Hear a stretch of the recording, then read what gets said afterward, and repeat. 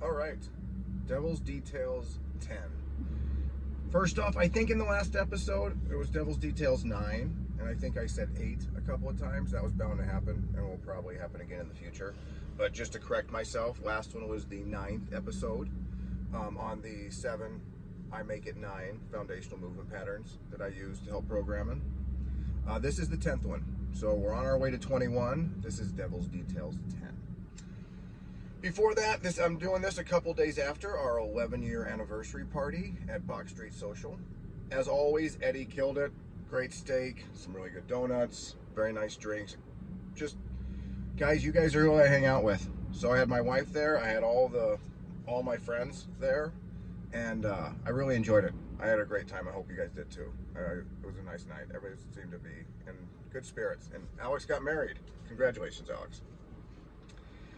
All right, Devil's Details 10. This is about the thruster. That's it. This is about the thruster.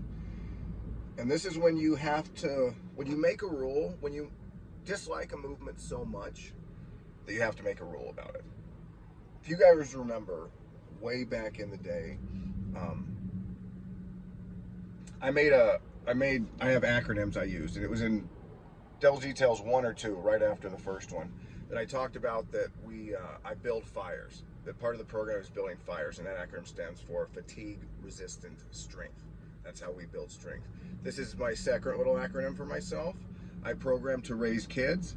KID stands for knee dominance, endurance, and strength. I think this is a crucial thing in life, a crucial skill and ability to have as part of your fitness. Something so important that I made an acronym on it, and then make sure I have a rule on the thruster, which is, I think, the best way to build knee dominant, endurance, and strength.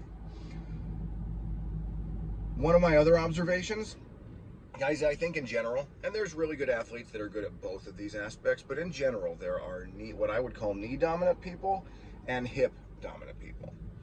And I would ask you, in a given workout with a medium kind of weight, would you rather see a bunch of front squats or a bunch of deadlifts? You know, a bunch of thrusters or a bunch of touch and go power cleans? I would always rather see the power clean and the deadlift. I am definitely the way I categorize this, a hip dominant person. And yet I see people in class, I would put Coach John in this category, I would put Danny in this category, good deadlifters, but they're going to be good at the knee dominant movement, at the front squats, at the thrusters. I think a lot of this has to do with your ankle mobility, there's a lot of things in general, but yeah. Are you better at hinging at the hip and opening up, or are you better at hinging in the knee and opening up? I am one that is better at hinging at the hip, as I said, so the knee dominant stuff, by nature of working on your weaknesses in CrossFit, is the stuff I need to work hard to get better at. If you want something that is going to build your engine, your work capacity, and your ability to just endure a grueling workout, I would say there is nothing better than the thruster doing that. Thrusters by nature are going to make a workout grueling, and so attacking these on a regular basis is crucial, I think, to have a good, well-rounded program. However, with a powerful tool like this, I would say there is a fine line between too much and too little volume. As I've gotten older myself, guys, I'm going to be 50 years old coming up this summer. Your quads can take a beating, your hamstrings can take a beating, your glutes can take a beating. Your knees as a joint can only take so much of a beating. And so I think there is a fine line for me to create enough of a volume of dosing of knee dominant stuff, front squats, thrusters, back squats, all these kind of things. Enough of that to keep getting us better at them, and not too much so I don't wear you down. And there's an art to that. I don't think that anybody's going to be perfect at it, but it is something I keep in mind. And so I try to make sure when I do use the thruster in a workout, it is not haphazardly, it is with purpose. If there's ever a move CrossFit invented, it is a thruster. Glassman tended to just absorb anything he thought was effective in the fitness world. But if there's anything that I would say you didn't really see much before CrossFit and now you see all the time, I would say it is the thruster. One of CrossFit's mantras is we move large loads over a long distance and do so quickly. I feel like someone back in the day asked Coach Glassman, do you want me to do shoulder presses or do you want me to do front squats? And he said, let's combine both and do it at the same time. Let's double the range of motion. You're still moving a decently heavy weight. You can thruster more than you can press because it's now a whole body movement. I can make you more tired with it. I can make you more fit with it because I've increased the range of motion on it. Like, isn't that a great idea? And then we all learn to hate it. And I would say there are the 10 CrossFit general physical skills. It is one of the way CrossFit defines fitness. I'm not going to go through all of those right now. It is often said that the clean and jerk or the snatch, from an external movement standpoint, something you can do with a barbell or an apparatus, are the two movements that, in programming different ways, can hit all 10 of the general physical skills. I would say the thruster, if those two are 1A, the thruster is 1B, and it has a little bit of an advantage over the other two. So they may not hit the neurological aspects of fitness as well. They might not hit the coordination. A thruster might not hit the coordination or agility or accuracy and balance quite as much as a clean and jerk or a snatch, but it's much more accessible. It's a movement you can teach anyone in 2 minutes, and they can pick it up and do it pretty well. It requires flexibility in the upper and lower body, but not so much that you can't do it. It's just make it to a point where you can do it better and more efficiently. It's like the rower in that sense. You can get on a rower and you can learn it right away and make it useful, and you're not going to hurt yourself. From a risk-reward standpoint, it's a great move. You can get better at rowing for the rest of your life. And I would say the same about thruster. I can teach somebody a thruster in 2 minutes, good enough so they can get a good, safe workout with it, and yet it's a movement you can perfect and keep refining for the rest of your life working on it. So in that sense, that's why I put it right up there as one of the most complete movements we do in CrossFit and in a full body program. The way I've been expounding on it, you'd think I love it. You'd think it's my favorite move. You guys all know the deadlift is my favorite movement. As I said at the beginning, the thruster is one of my least favorite movements. However, I can't argue with its utility. And that's how I came up with this rule, is over time, I wanted to make sure my personal biases did not limit the programming. And that brings me to another point I wanted to make here at the end of this. I think it is very hard for people to program for themselves and do as good a job. You can do a good job, you can do an effective job, but to do as good a job as another good programmer could do for you.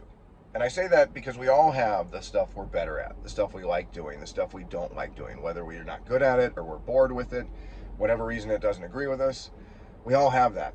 And when you program for yourself with you in mind, I think over time, those favoritisms, those little quirks are going to show themselves. Whereas with someone else is programming for you unbiasedly, just with like the needs of your body, they can do a better job, all things considered equal, if they know what they're doing.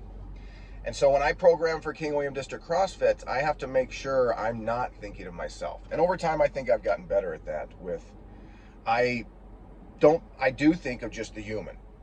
Typical human, I'm trying to make them more fit. What are the needs of that human? Like going back to Devil's Details 9, the foundational movements I work through. And as we'll go forward, there's lots of stuff that's just, this is what human beings need to be fit.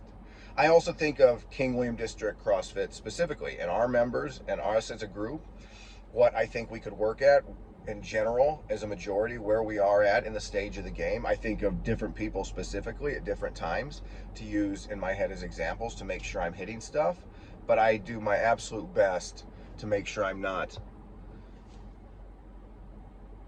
programming for me. Because if I do, I'm gonna favor the stuff I'm good at and not do as much of the stuff I'm not good at. I will also say along those lines that in any gym, and I'll speak specifically of CrossFit gyms, if the programming is not effective and good enough for the coaches, for the owner, for the best athletes in the gym, it is not good enough for you either. There's time and place for specialization. You're training to do a long ruck. You're going to do an ollie lifting event, a long distance run. You're specializing. So there's specialized training you need for that. If you're at different stages in the game, you want to focus and get different skills. I want to get a strict pull-up. So I'm going to work on some strict pull-ups after class. I want to get double unders. So I'm going to work on double unders after class. I want to work on handstand walking, handstand push-ups. There's times at your life cycle as an athlete to specialize on different things, but overall, as Glassman said, the needs from a fitness sense, from a getting more fit, the needs of the Olympian and of grandma differ by degree and not kind. Grandma needs to squat and the Olympian needs to squat. It just may differ how much they need to squat. Grandma needs to press overhead and the Olympian needs to press overhead. It just may differ how much. All of us need to be able to run across a parking lot and catch a runaway shopping cart. This is something all of us need to do as human beings. So if I'm programming to make all of us more fit, then you can do so in a way where, yes, there is differentiation in the degree of where we're all at. So we're all working on squatting. We're all working on vertical or horizontal pressing. We're all working on a vertical pull. We're all working these movements. The specifics of how we're doing it might differ, but we all need to work these fundamental movements. And so that's where I say, if the best athletes need extra work to be more fit, if the coaches need more work to be more fit, then it's limited, it's lacking. It needs to be better, it needs to be more well-rounded, it needs to be more robust so it can hit their needs as well as everybody else's needs that are in class. All right, guys, I think that's it on the thruster. I think I covered everything here. Next week will be a Devil's Details addendum based on those options I gave you guys last time. I'm going to do the next one on all the CrossFit paraphernalia we use. Lifting shoes, belts, gloves, the wrist wraps, all that kind of stuff. Talk to you about how I think they can be used best, better, worse, that kind of thing. The music one, I also got several comments on the music one too, so I'm going to hit that too at a future date. I will definitely tackle that one. I want a little more time for that one. So next one will be an addendum about equipment. Then I'll come back with Devil's Details 11 and we'll go from there. All right, guys, right on. Sign up for the Open. I'll see you in class this week.